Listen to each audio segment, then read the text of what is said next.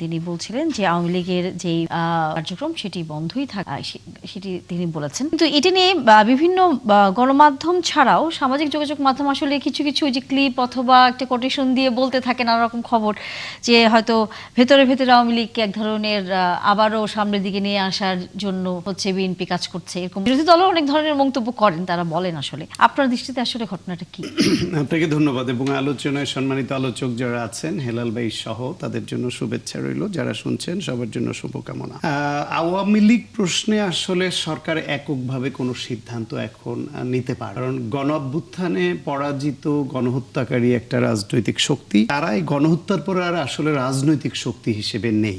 16 বছর ধরে গুম, হামলা মামলা, আয়নাগর করা, টাকা পাচার করা, রাজনৈতিক দেশের ভোটের অধিকার হরণ করা, সাংবিধানিক প্রতিষ্ঠানগুলোকে ধ্বংস করা, এবং বহুবিধ কোনো ফর্মুলায় কোনোভাবেই, কারণ যদি নিবন্ধন স্থগিত না হতো তাহলে তারা কোনো নেতা কোথাও তাদের যেখানে যেখানে পকেট আছে, ভোট ব্যাংক আছে, নির্বাচন করতে পারতো, এবং করে হয়তো খুনিরাও এমপি হয়ে আসার মতো সুযোগ তৈরি হতো কিনা এই আশঙ্কা কিন্তু কোনো এলাকায় আছে। সেই হিসেবে তখন এই যে নির্বিঘ্নভাবে যে বিচার নিরপেক্ষভাবে সেটা বাধাগ্রস্ত হতো কিনা, ফলে তাদের কার্যক্রম নিষিদ্ধটা ছিল সময়ের দাবি, এখনো পর্যন্ত সেটা বহাল সময়ের কারণেই কার্যক্রম নিষিদ্ধ থাকা উচিত। এই জন্য যে আওয়ামী লীগের মধ্যে এখনো আপনি কোনো অনুতপ্ত হয়েছে এমন কোনো ভাব দেখবেন না, তাদের মধ্যে কোনো রকম রিকনসিলিয়েশনের কোনো বিষয় নাই। তারা যে ভুল করেছে সেটা না করে তারা তাদের কাজকে জাস্টিফাই করছে এবং খুবই নরমালি তারা অন্যের উপর দোষারোপ চাপাচ্ছে। এই কারণে এখন সেইখানে হয়েছে কি, নির্বাচনটা যখন হয়,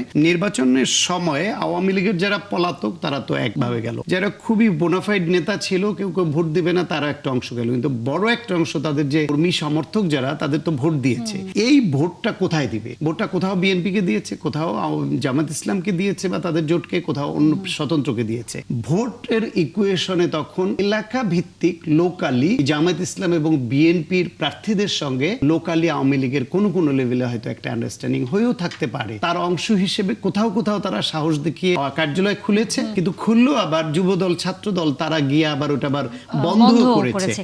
ফলে এই পরিস্থিতিতে বিএনপির উপর ওই দায়টা চাপিয়ে এই প্রশ্নটা মহাসচিবকে করছেন যে আওয়ামী লীগকে আবার না রাজনীতিতে পুনর্বাসন করা হচ্ছে কিনা, রাজনীতি চালু হবে কিনা। সাংবাদিকদের ওই প্রশ্নের জবাবে মহাসচিব বলেছেন যে তাদের কার্যক্রম বন্ধ আছে, অফিস বন্ধ আছে, বন্ধই থাকবে। তিনি নাকি কাদেরকে বুঝিয়েছেন?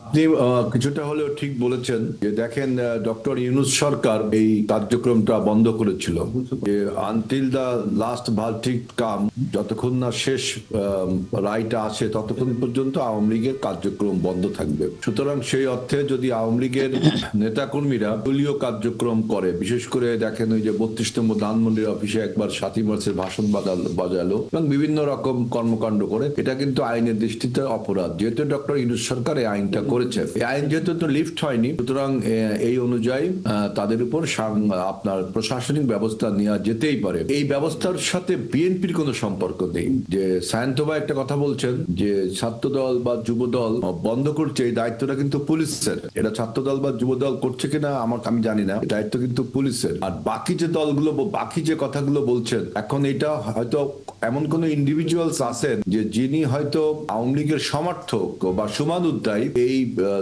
আন্দোলন এই অপকর্মের সাথে জড়িত না, কিন্তু দল হিসেবে কিন্তু আবার এই আওয়ামী লীগ নিষিদ্ধ। এখানে দুটো বিষয় আছে। একজন ইন্ডিভিজুয়াল যদি আওয়ামী লীগের ব্যানারেও কিছু করতে চায় তাহলে কিন্তু প্রশাসনিক বাধার সম্মুখীন হবে। সুতরাং আপনি নিশ্চিত যেটা বলেছেন যে এই ফ্যাসিবাদের সাথে জড়িত অন্য যে দলগুলো ছিল কিন্তু বাই নেম আপনার স্থগিত, এমন কিছু বলা হয়নি।